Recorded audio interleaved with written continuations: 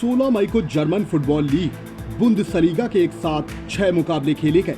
बिना दर्शकों के खेले गए इन मुकाबलों में खिलाड़ियों और ग्राउंड स्टाफ समेत को 213 लोगों को ही स्टेडियम में आने की इजाजत थी।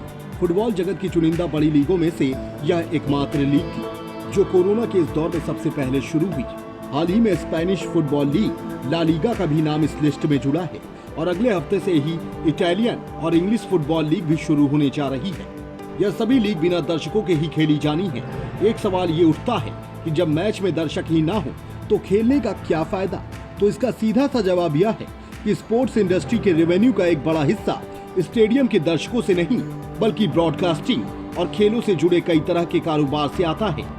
यही कारण भी है कि दुनिया भर के देश अब बिना दर्शकों के ही खेलों की इस दुनिया को रफ्तार देना चाहते हैं। कोरोना के कारण डगमगाती अर्थव्यवस्था और लोगों की नौकरियों को ये स्पोर्ट्स कुछ हद तक सहारा दे सकते हैं। इसके बावजूद इस साल स्पोर्ट्स इंडस्ट्री को बड़ा नुकसान उठाना पड़ सकता है। स्पोर्ट्स वैल्यू के एक रिपोर्ट के मुताबिक खेल जगत को इस साल कोविड-19 के कारण 1,21,000 करोड़ रुपए से ज्यादा का नुकसान उठाना होगा।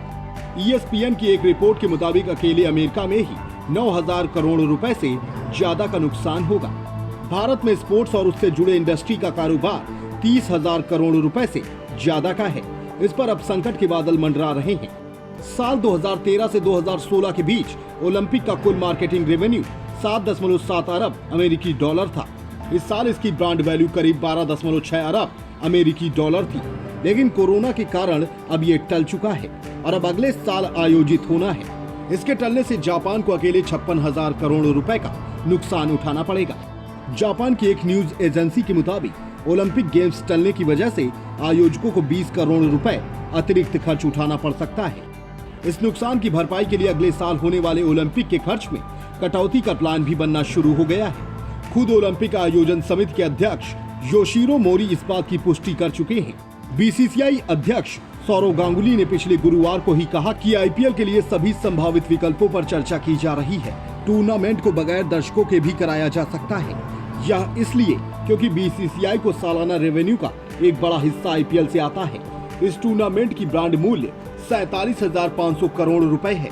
अगर इस बार IPL नहीं होता है तो भारतीय क्रिकेट बोर्ड को 5,000 करोड़ रुपए का नुकसान हो सकता है। IPL के पूर्व COO सुंदर रमन के मुताबिक भारतीय स्पोर्ट्स इकोनॉमी में क्रिकेट का हिस्सा लगभग 85% है। इसके बाद फुटबॉल और कबड्डी की हिस्सेदारी आती है। रमन के मुताबिक 2019 में क्रिकेट के कुल रेवेन्यू में लगभग 72% प्रसारण से, 20% प्रायोजकों से और बाकी 8% टिकट वितरण के जरिए आया था। ऐसे में बिना दर्शकों के मैच करवाना नुकसान से बचने का एक अच्छा विकल्प है। IPL को लेकर स्टार स्पोर्ट्स से 3,065 करोड़ रुपए, वीवो से लगभग 440 करोड़ रुपए और अन्य प्रायोजकों से लगभग 200 करोड़ रुपए का करार हुआ था। IPL न होने की स्थिति में BCCI को ये सब नुकसान झेलना होगा। यूरोपीय फुटबॉल बाजार ने साल 2018 से 19 में 25,000 करोड़ रुपए से ज्यादा का कारोबार किया था। इसमें इंग्लिश प्रीमियर लीग के क्लबों का रेवेन्यू ही 505 करोड़ रुपए था। डिलाइट के एनालिसिस की माने तो इस साल कोरोना वायरस की वजह से प्रीमियर लीग क्लबों के रेवेन्यू में लगभग 85 अरब रुपए की कमी हो सकती है। इसी एनालिसिस में यह भी सामने आया था कि इंग्लिश प्रीमियर लीग के क्लबों को 42 अरब से ज्यादा का स्थायी नुकसान हो सकता है। स्पेनिश फुटबॉल लीग रेवेन्यू के मामले में यूरोप की दूसरी सबसे बड़ी लीग है। ला लीगा को पिछले सीजन में 4,479 मिलियन यूरो, करीब 38,363 करोड़ रुपए का फायदा हुआ था। ला लीगा का सालाना टर्नओवर स्पेन की GDP का 1.37% है। इससे 1,85,000 रोजगार उपलब्ध होते हैं। स्पेन को फुटबॉल इंडस्ट्री से 4.1 अरब यूरो, करीब 35,225 करोड़ रुपए का टैक्स मिलता है। यही कारण भी है कि स्पेन में कोरोना से 27,000 से ज्यादा मौतों के बावजूद ला लीगा को फिर से शुरू कर दिया गया है। US ओपन 24 अगस्त से शुरू हो रहा है। यहाँ भी मुकाबले बिना दर्शकों के हो सकते हैं। अगर ऐसा होता है तो US ओपन के आयोजकों को 760 करोड़ रुपए का नुकसान हो सकता है। साल का तीसरा ग्रैंड स्लैम विंबलडन पहले ही रद्द किया जा चुका है। दूसरे विश्व युद्ध के बाद यह पहली बार था जब विंबलडन को रद्द करना पड़ा। 2017 से 18 में इसका रेवेन्यू 336 मिलियन अमेरिकी डॉलर था। साल का दूसरा ग्रैंड स्लैम फ्रेंच ओपन भी इस बार नहीं हो सका है।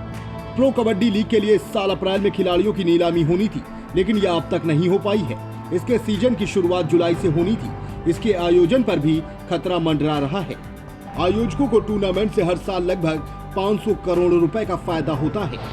खेल के व्यापार और बाजार से जुड़े विशेषज्ञों की माने तो भारत में खेल से जुड़े सामानों की इंडस्ट्री को 4700 करोड़ रुपए का नुकसान होने की आशंका है। फुटबॉल, बैडमिंटन, शतरंज, हॉकी, टेनिस, एथलेटिक्स, टेटी, वॉलीबॉल, फेसिंग आदि खेलों का सामान बनाने वाले कारोबारियों के 1500 करोड़ डूबने की आशंका है। निर्यात न होने से इन खेलों का सामान भी गोदामों में भरा हुआ है। स्पोर्ट्स वियर बनाने वाली कंपनियों को भी 500 करोड़ रुपए का नुकसान हुआ है। Special report, fantabulous news.